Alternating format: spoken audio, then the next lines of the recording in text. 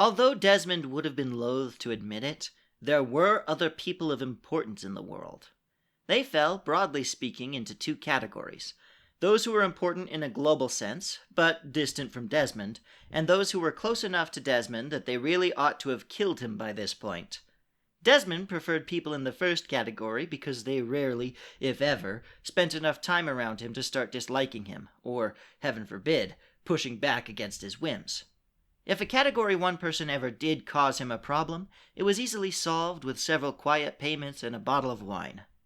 As Desmond's personal chef, Annalise found herself in Category 2, which was about as unfortunate a place to be as the inside of a garbage disposal.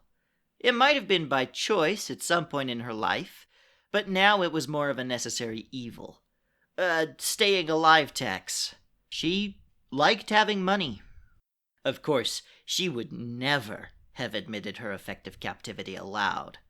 She thought she was very well suited to working in high-pressure environments. She hadn't cracked yet, and that meant she would never crack.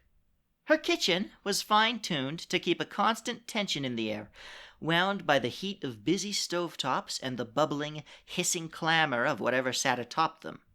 There were no windows, because windows meant distractions. She had no business looking at scenery when she ought to have been frantically dovetailing 2 different emulsions and 4 caramelizations instead. Someone uninitiated might have mistaken her kitchen for a sweltering hot forge. Any sensible person entering her domain would do it quietly, so as not to disturb her focus. They would feel the pressure of the room constricting their lungs and arteries, pushing their eyeballs just a little further back into their skulls. Then, when it came time to leave, they would do it slowly or risk an awful case of the bends. As much as he was a human, Desmond must have also been some kind of a submersible vessel, because Annalise's kitchen didn't seem to have any effect on him whatsoever. It was a beautiful Wednesday evening, with the most glorious purple sunset outside, although Annalise would have had no clue about that, when he flounced right in to make a request. It made no difference to him where Annalise was in her cooking process, or how much she needed to focus. She worked for him, and therefore he could ask her for anything, whenever he felt like it. Bastard. Desmond, Annalise grunted on his arrival, tacitly inviting him to state his case. Ah, Annalise, it feels like it's been forever since we last spoke. It had been 2 days since they last spoke. When Desmond ate alone, he liked to do it undisturbed. Annalise grunted again to prove she was listening as she stirred 2 separate batters at once, each with a different color and consistency. The first was meant to thinly bread a leg of roast lamb, and the second was for funnel cake as a dessert. Desmond, who believed that the key to a good conversation was to force people into saying exactly what he wanted them to say, tried again. Hasn't it? He added a little strain to the words this time, in order to let her know that he was feeling very serious today. Yes, Annalise sighed.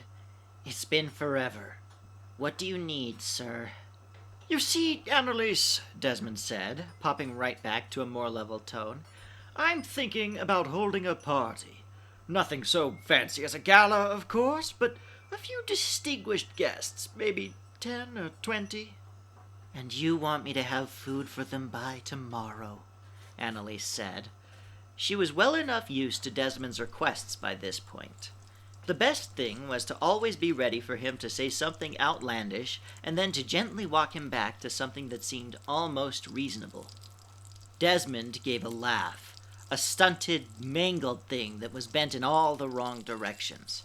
He had a lot of different laughs, and some of them were more charismatic than others, but none of them held any joy. This was his derisive laugh. Oh, no, he said, walking up to a fruit bowl on the counter, just under the cupboard where Annalise stored all her knives. He started picking up its contents and inspecting them one by one for any defects he could harp on. The party is tonight. It was great news for Annalise that she wasn't inclined towards murder, because this kept her out of jail and safely in the kitchen, where she felt she belonged.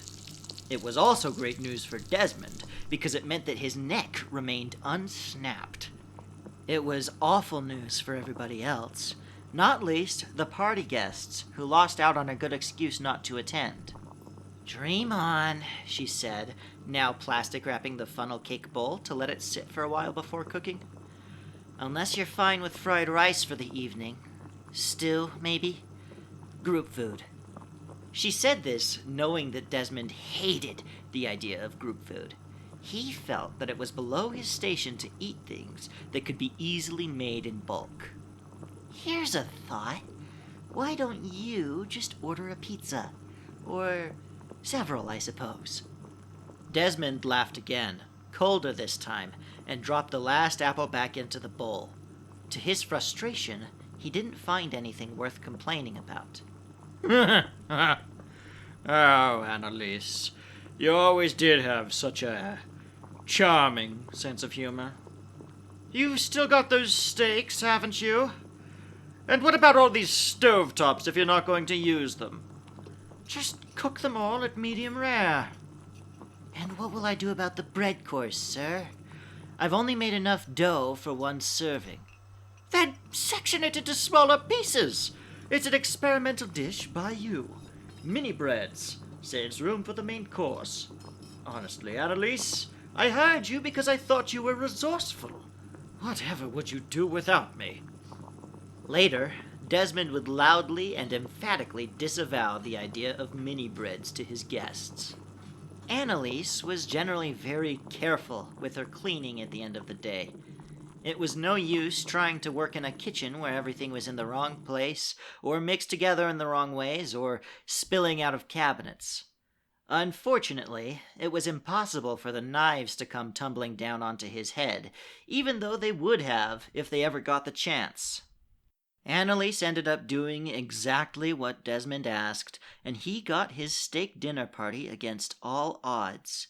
His main takeaway for the evening was that she ought to feel silly for going through with the mini breads plan. Her main takeaway was that her wrists and forearms hurt, and she very badly needed to sleep.